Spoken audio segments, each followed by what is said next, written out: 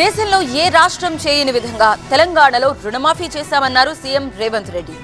రుణమాఫీపై చర్చకు మోదీ గాని కేసీఆర్ గాని సిద్ధమా అని సవాల్ చేశారు. మహబూబ్ నగర్ జిల్లా ఆమిస్తాపూర్లో జరిగిన రైతు పండుగ సదస్సులో పాల్గొన్న రేవంత్ రెడ్డి రైతులే తన బ్రాండ్ అంబాసిడర్లని చెప్పారు. బీఆర్ఎస్ మాటలు నమ్మి కేసుల్లో ఇరుక్కోవద్దని యువకుల్ని హెచ్చరించారు. 29 రాష్ట్రాలలో ఉన్న ముఖ్యమంత్రులను కానీ ప్రధానమంత్రి నరేంద్ర మోడీని కల్వకుంట్ల చంద్రశేఖరరావును సవాలు విసురుతున్నా. ఈ దేశంలో స్వతంత్రం వచ్చినప్పటి నుంచి ఏ రాష్ట్రమైనా 10 నెలల్లో 25 రోజుల్లో 22,22,062 రైతు కుటుంబాలకు 17,869 కోట్ల రూపాయల రుణమాఫీ చేసిన చరిత్ర.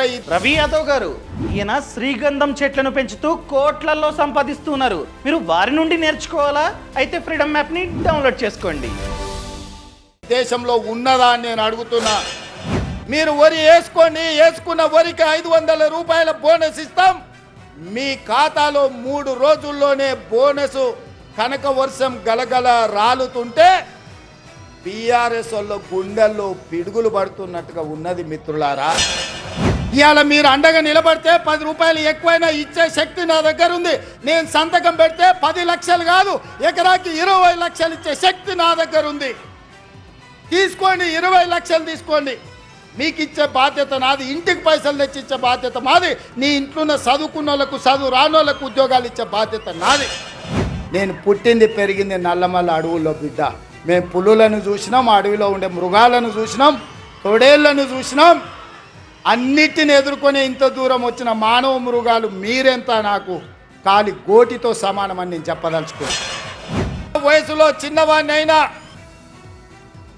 మీ అందరి ఆశీర్వాదం ఉండబట్టి పాలమూరు జిల్లాకు అవకాశాలు ఇవ్వాలని ఇవాళ తెలంగాణ రాష్ట్రానికి పెద్ద బాధ్యత అయిన ముఖ్యమంత్రి కూర్చే పాలమూరు బిడ్డలకి ఇచ్చిండు. అవన్నీ కాదు, ఈ జిల్లాకు ఏం అవసరమైన ఒక్కొక్కటి కాదు, అన్ని మూకుమ్మడిగా ఒకే సంతకంతో ఈ జిల్లాలో ఉండే అవసరాలకు అవసరమైతే వేదిక మీద నా మంత్రివర్గ సహచరుల సాక్షిగా మా వలస జీవితాలు బాగుపడాలంటే సంవత్సరానికో 20,000 కోట్లు మా జిల్లాకు ప్రత్యేకంగా నిధులు ఇవ్వండి అని నేను అడుగుతున్నా మీ తరఫున.